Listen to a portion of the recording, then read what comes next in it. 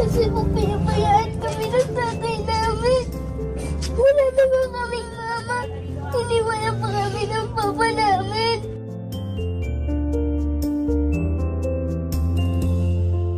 Anong gusto mong sabihin kay tito mo na may sakit ng epilepsy, bumubuhay sa inyo? Salamat na lang po sa kanya kasi tinutulungan niya kami mabuhay. Sige, yakapin mo si tito mo.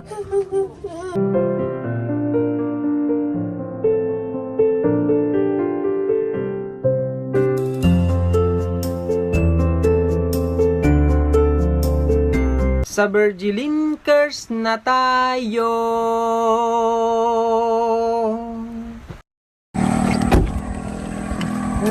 Ito. Tara. Siya na, Paps. Siya na yung sinasabi natin. Galing kami sa sa may